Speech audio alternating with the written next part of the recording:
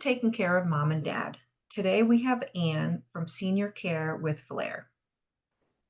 Thank you, Anne. Hi, thank you for having me. So I'd like you to tell us a little bit about yourself. So I am a 55-year-old woman who started senior care with Flair. This is totally out of my wheelhouse.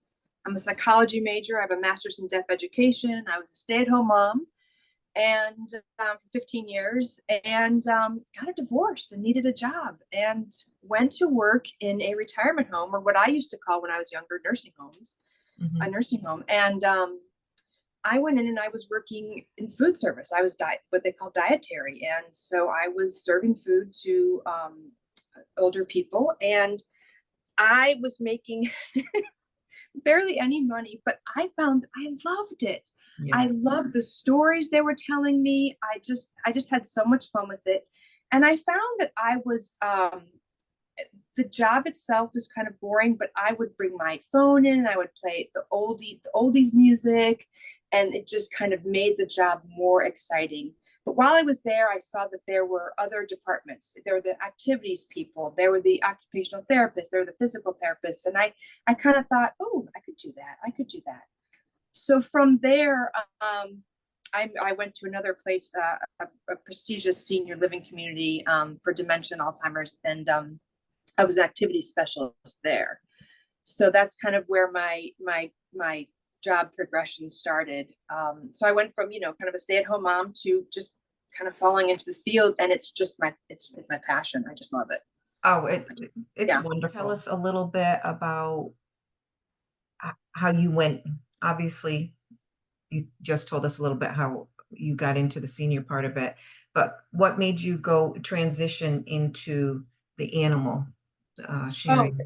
so well, I've had Bear for 3.5 years, and he's my first dog. And I wasn't always bringing him around with my clients because he was too young to bring and he wasn't trained.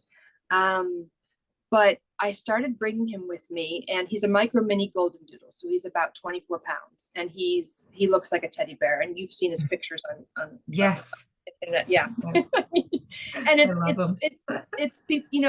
I'll be bringing him. I'll be walking down the hall at a skilled nursing facility, and people will just stop in the hall, and their face just goes, oh. And I'll say to them, I can tell by the look on your face you like my dog, and they say yes.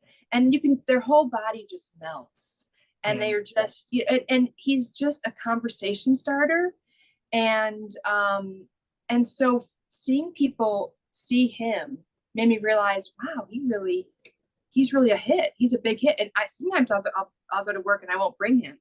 And at one facility, I walk in the dining room is right there, Yeah. and I'll walk in and probably 5 residents will say, "Where's Bear?" And I'll have to come up with a reason. My daughter's home from school. He's home with my daughter, or I don't know. I didn't feel like bringing him, but it's inevitable that they'll always ask, "Where's Bear?" if I don't bring him. So I started realizing what a huge success he was, and I just started bringing him every day. And then I started to go.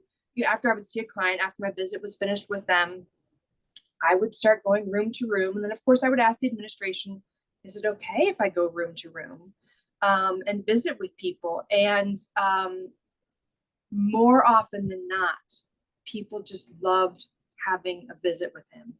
And Right. my mom, who passed away 2 years ago, she was a huge dog lover. She always said she loved dogs more than people. But um, when she was in the hospital, we found dog therapy to come in and visit her. And actually, I have a TikTok of that visit. And she just crumbled. She just cried. She's like, "Do you know what this means to me? Do you know how much this means to me?" And it just lifted her spirit so much. Just having her thing was golden retrievers. She loved golden retrievers. So just having these two golden retrievers just come up on her bed and just sit by her, um, it's amazing. It's amazing. Yeah. So I just see how much Bear is loved, and just people petting him. I put the treats into people's hands, and sometimes, more often, they can't really open their hands, so I kind of open their hands for them and have Bear take the treat out of their hand, and they just love it. And the huge smiles that come over their face. It just brightens my day. I just love it. Yeah. I Yeah. just love it. Yeah. Now, you brought out a good point that you waited for you to bring Bear into these places until Yes. he was a little bit older, right? Yeah. So, they all ask for his shot records, of course. I had somebody ask me, if he has to be certified, he has to be trained. I mean, certainly that's the best. He did go through, he knows we're talking about him. You can hear him in the background. Mhm. He did go through a couple of training courses. I mean, he had his puppy. He graduated from his puppy training courses, and he went through other training courses. Right. And then he was doing so well. People were saying, "Oh, he's so well trained," that Mhm. I didn't keep up with the training. Either I was traveling and I just didn't keep up with the training. I don't know what happened, but he just was so good on his own that I just didn't put him through another course. Oh yeah. And Yeah, hello, Bear there. yeah, I know, right? Yeah. Um, so he just does really well. He sits, he gives paws, he accepts treats. He's learned now that whenever he goes up to a wheelchair, he sits automatically because he knows, Wow. he's a wheelchair. Oh, they're gonna give me a treat. Mhm. So he just waits for it, and they just love that. They just think that's so cute. Oh. Um, yeah, so he's a Yeah. big fan. So that is good, and that's a good point. So you being educated enough to know that types of probably dogs, certain animals that you should use to be able I to also can, use. yeah, and I can also tell people who aren't dog people. I can Mhm. read body language from down the hall. There's a lady that I can tell that she kind of scoots over to the side of the hall when we're coming down the hall. Or I can hear people say, "I don't like dogs." So I hold his leash tight, and I just don't let them go near. Or if I'm going over to a table and there's somebody that doesn't like dogs, I make sure that I bring I bring Bear over to the resident that does like dogs over to the other side.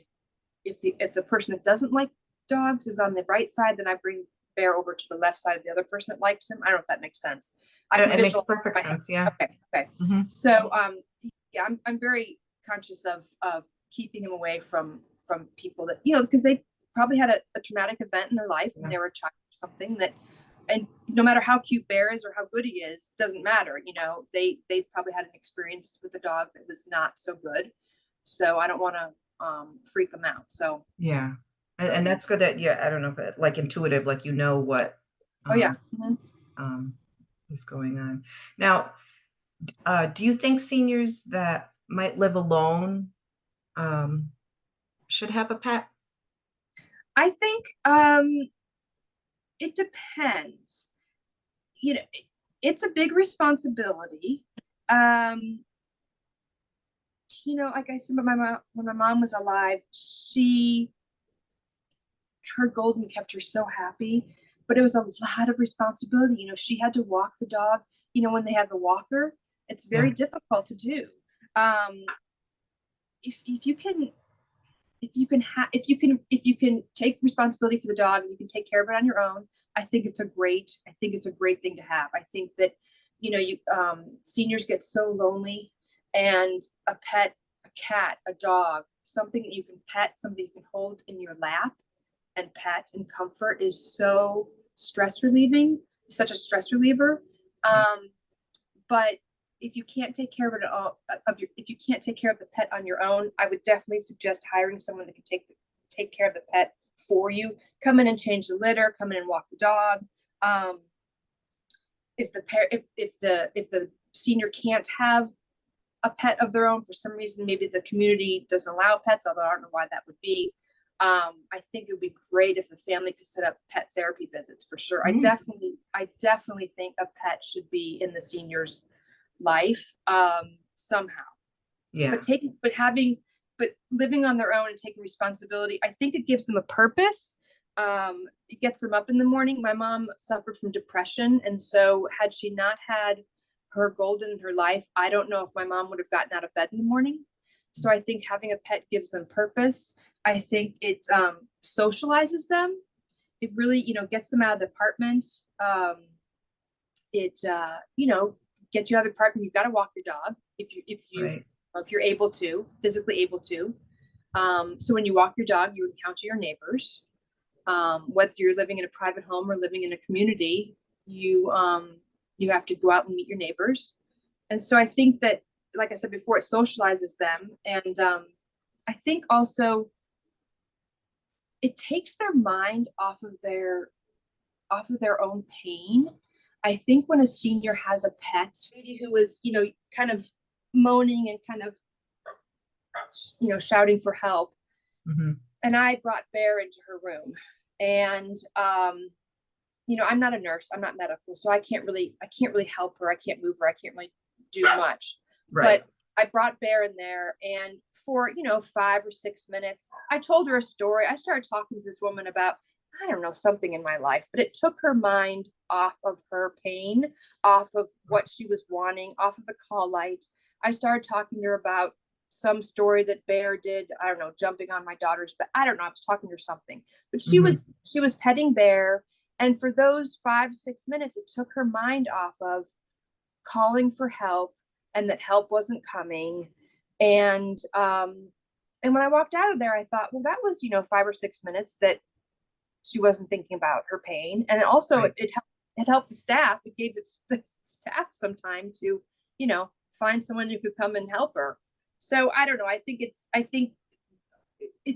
always a good idea to it's always great to have a Yeah. pet. And I think for females too, since we've, you know, females that have had kids that you've been the caregiver your whole life. Yes. So all of a sudden that's kind of taken away from you.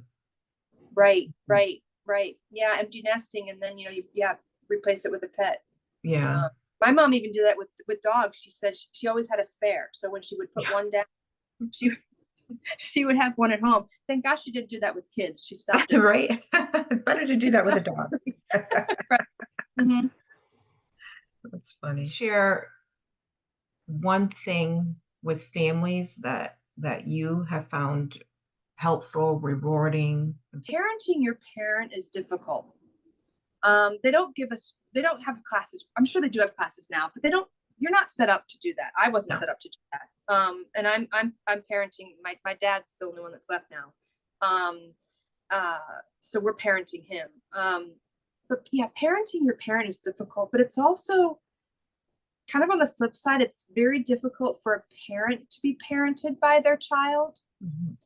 Um, it can feel condescending. There's kind of this emotional baggage attached, which is why I think if you can afford to hire somebody like myself, a personal companion Mhm. or caregiver, um, it's very, very helpful.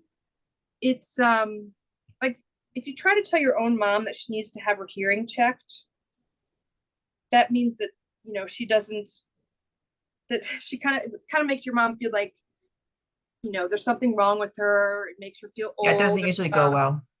Yeah, it does not go very well. Whereas, but if you have a professional mention her to her hearing to her and suggest it to her, not tell her she needs to have her hearing Mhm. checked, but suggest it to her, then your mom may feel less pressure and more apt to do it. Also, it's harder to say no to a stranger. So Right. I find that a lot of families will tell me what they want their mom or dad, whatever, what they want them to do, and then I will go in and I will suggest it. And more often than not, it's I can get the job done. It's just kind of how the tone we use with our own families. It's Yeah. different than what a stranger uses. And I just also think that families, if you're going out of town, or even if you're in town and you just don't want to visit your mom. I mean, that happens too. I mean, I can spend 2 hours with your mom, but I can only spend 30 minutes with my own mom. Yeah. Just it's so nice. It gives you such peace of mind to know that somebody's going to visit your mom. After work, you've had a long day at work. You might not want to go visit your parent. You might just want to go home to your own kids. So if you know that somebody's taking care of your mom, it's such a relief, such a peace of mind, especially somebody with a cute little dog. Yeah, You for sure, know, for sure. yeah, yeah. And I think it's less as a child taking care of your parent, there's when I find this too, when you go visit mom or dad, there's so much you have to do while you're there. like other things that you have to take care of, scheduling different things. Yes. So that I find that when you have that third party, someone else who doesn't have to worry about all that other stuff, it's it's nice and relaxing for either mom or dad to be able to get that visit rather than, sometimes we get rushed, we get in there and we're asking mom and dad all these questions. You know what I Good. mean? Yes, good point. Because I've seen that happen. Actually, I did have a client once tell me that he doesn't like his daughter coming over, and I said, "Well, why?" He said, "Because all she does is clean up." Hmm. And so then I had to tell his daughter, I said, "This is," because she was like, "Why doesn't he like me coming over?" I said, "Well, this is what happens." And I do find that the kids come over and they find that the place is a mess, or the papers are stacked here, stacked there, and they don't just sit and visit. Right. They don't sit and visit. They're meaning well. They're trying to help, but they're just not sitting and visiting. And really, that's kind of all that the senior wants, is just to Yeah. sit and visit and hear about their child's life. Because really, if you ask the senior, "What did you do today?" the older person really doesn't have much to tell you. They either went to the bathroom 5 times, or they had their meds given to them, or they went down and played bingo. There's not much to talk about. So really, all they want to know, they just want to hear about your life. Right. Just tell them stories about you, tell them stories about the grandkids, whatever it is.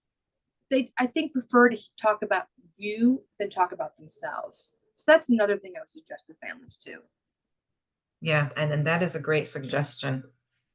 Very, very helpful. Like I said, I think as children of parents, we just tend to zone in on certain areas, Yeah. and like we even recommend when you first get there, just don't think about anything but sitting down. Just sit Right. down and talk to them. And and Right. and like you said, a lot of times you are the one who has to start the conversation. You don't need to ask questions all the time. You can just we call it open-ended, where you just tell a story and Mm-hmm. start with telling about your day. Mm-hmm. So that's Right. a great point. Thank you for that.